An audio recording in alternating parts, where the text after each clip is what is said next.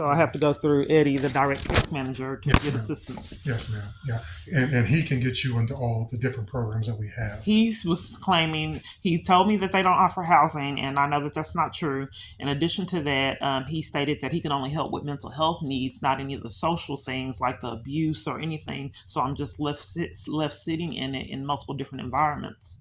Okay. Yeah, that's not true what Eddie told you because he very well can because that's what a case manager. Because I used to be a That's what case manager. that's what I would. Yeah. Well, I For witnessed other case. Well, here's yeah. this is a pattern that followed me years. Case managers would not help me properly, Mm-hmm. multiple, and Mm-hmm. they have been telling me that, and I'm trying to build up a track record that something is amiss with Mm-hmm. me getting mistreated and violated from services Mm-hmm. and every avenue that I take to escape abuse. Mm-hmm. So doing that is criminal. You Mm-hmm. just can't talk to everyone in my environment repetitively over and over, year after year, even family members, and entice them to bully me, mistreat me, and sabotage assistance to escape my abuse. I think arresting someone 20 times out of corruption needs something. Something needs to be done. Right. That I mean, they're asking for it Mm-hmm. 20 times. And Yeah. then not the corruption is so extreme, the judges and attorneys cover for them and deprive me of my constitutional right to appear at court when I'm Mm-hmm. in jail on false charges. And then enlist people to threaten me, mistreat me, and all kinds of things that don't really sound realistic, but I have a track record of evidence Mm-hmm. to support what I'm saying. So, okay, I'm just trying to get something resolved because, I like I said, understand. my daughter witnessed my false arrest screaming in terror at age 8. She's now 14. Yes. And there's been so many cons to keep me away from my child. Mm-hmm. And I'm ready for it to end. Yes, ma'am. Yes, Okay. ma'am. No, I understand, and I wish there was more on my end I could do. You know, unfortunately, I can only do the employment stuff. But like I said, that will be the first step is getting another case manager because that's going to be the person who can help get you But all I've this. done that in the past and it didn't Okay. resolve the issue because the problem of it is someone is enticing people to behave the way that they are. Because Okay. I went through multiple caseworkers, like when they sent me to the sober living environment when I was afraid for my life Mm-hmm. and I didn't have a drug addiction. Mm-hmm. So I couldn't get anything resolved. I think she was the director. I can't think of her name, but I spoke with the director and she Mm-hmm. covered for it and said she was going to hang up in my face Okay. when I told her I was afraid for my life. Okay. And I said, I don't know why a social worker or in a director would behave that way. Okay. I think someone enticed them to behave in that manner, Okay. which is what I'm trying to get addressed. When do you remember when you started getting services with us? When I say us, MHMR, do you remember when you did you start with MHMR Here recently, I started. this year? No, I started.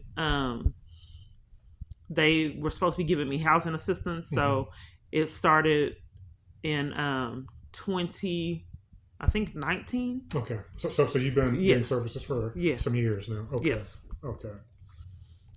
And my caseworker, the first one, Akia, let me live in a tent, Okay. afraid for my life, and I in the winter, Mm-hmm. and would not get me off the streets, and I had to live in a tent, Okay. getting threatened and pickpocketed and all kinds of other things. Mm-hmm. And she just let me sit in it. Okay. So I'm afraid because, like, if I go to a place right now, the police, I believe they're monitoring me, and then they interrupt me. I tried to do a protection order, and they came and interrupted it. Mm-hmm. So I'm not safe like other women fleeing. When I go to these places, they premeditate my entrance and sabotage my assistance. Mm-hmm. So that's why I feel more comfortable if I had a case manager like other women have to go with me in these experiences, give me love and support through my crisis, which anyone, the police getting away with arresting you 20 times, that's just madness. And one of them being at a domestic violence support group, sitting there, then succumb their assault and arrest me in front of witnesses, and they just sat there and looked at it and did nothing. Mm-hmm. At least even when the police murdered that man, people called in to report that these people are committing crimes and they're bullying and mistreating this man. This day and age is coming because the police are getting out of control and something needs to be done. Right. Yeah. No, I definitely hear you. Yeah, that's what I would definitely recommend. I understand that haven't had any case manager tell you they can't, because everything that you said, a case manager can do. They can go with you to these places. They can get you the resources you need. They can provide, ways to cope and ways to deal with trauma and other challenges. So that's what a case manager does. Everything you just explained that you're having challenges with, that's exactly what a case manager should be doing and can do. And the reason I say that, because I've been here 10 years, so I know what they do.